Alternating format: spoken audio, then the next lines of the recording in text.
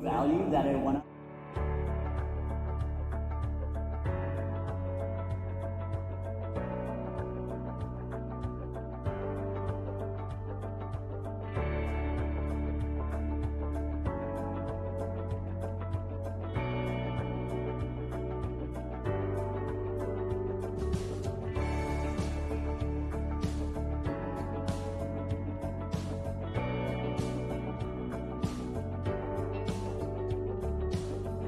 Together to drive real-world action through me. I love watching insights leap off the dashboards and make a difference in the world. And of course, I get to meet amazing people who are as passionate about data as I am. Wolf. I don't know what it was. I don't either, but we love a good pun. You had a few in there. Can you just go ahead and tell us a joke? Sure thing. Why did the robot dog sit next to the Tableau server? Because it heard there was a lot of fetching to do. Got it. That was a Gauge good starts one. to change over here and the pressure starts going up, feeding into this live data set. But before I continue, I want somebody in the audience, give me a dangerous place. Where am I? Where am I out of right now?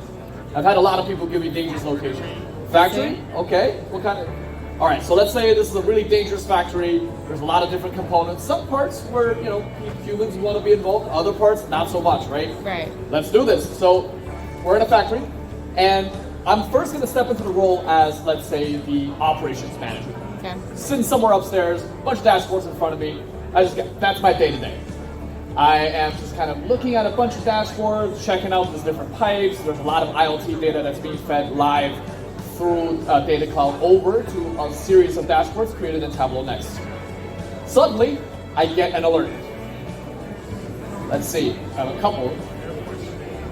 Oh no! Pressure spike has been detected in one of the pipe sections, specifically pipe section 3.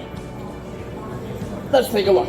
So I'm going to dive into this dashboard a little bit more, and all right, there's a couple of different pipes, and in a real world scenario, we only got a couple right here, but if you're in an actual big factory, you can imagine how many more pipes are around, right? Different pipes may be operating with different expected procedures, with different levelings, right?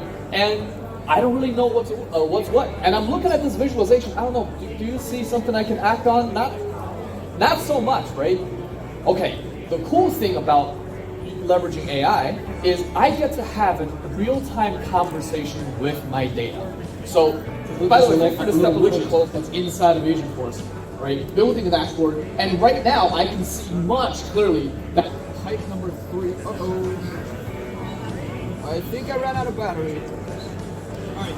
That from here I can see pipe number 3 is in fact the one that's having all sorts of problems, right? So I gotta get on it. Now, I can try to look into this a little bit more, but it's also giving me some analysis of the data as well.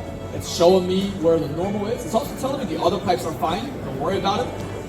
And it's also telling me, as far as the next steps are concerned, maybe don't send a human in there. That could be a little bit dangerous. Now, I can also just wait around and not do anything, but let me check what, I kind of wanted to learn a little bit more about what if I just don't do anything, right? So, right here you actually see some recommendations where I'm just going to create a case to resolve the pressure issue. Now, you guys follow me right here, I'm going to jump into another character, which is to navigate around some of the obstacles and take a picture of the gauge. Why? Because I need to double check what is actually happening on the ground, not just based off of the data. If I determine that in fact there is an issue, like it currently says right there, I'm going to send the dog over here to engage an emergency shut-off valve. That's going to make the area safe for humans. And once that's done, I, the expert, I'm finally going to be able to go in there now that it's safe, inspect the situation, and fix the problem. You guys want to see it? Sure. All right, let's do it. So all I have to do is just tell the robot to go to the gauge, right? Let's do that. Now, I'm not typing any code, I'm just typing English, just like I'm having a conversation. And let's see what happens. He's got a bit of a showman in him. Everybody say hi. There you go. He's got to say hi to everybody before he goes to work. That's how this works. Now, you can imagine this in a larger setting where there may be more obstacles around, right? In the case we're using Boston Dynamics, it's actually able to navigate around obstacles. What it's doing with that little mouth arm looking thing is raising it up. There's a camera inside there, and it's able to take a picture of that gauge.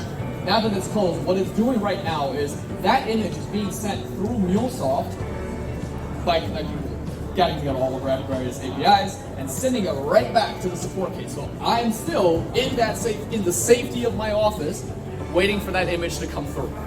And that's what's happening here. Now, with a dog like Boston Dynamics, like I said, right, we have a very simple layout problem. All right, so what it's doing right now is receive the command. Now it's going to make its way over to engage the shutdown valve. As it's walking over here, it first needs to take a glance at all of the different options. There's a lot of things that it's clicking. Red pipe, blue pipe, nozzles, lots of different things to twist and turn. It needs to decide which is the correct one to engage.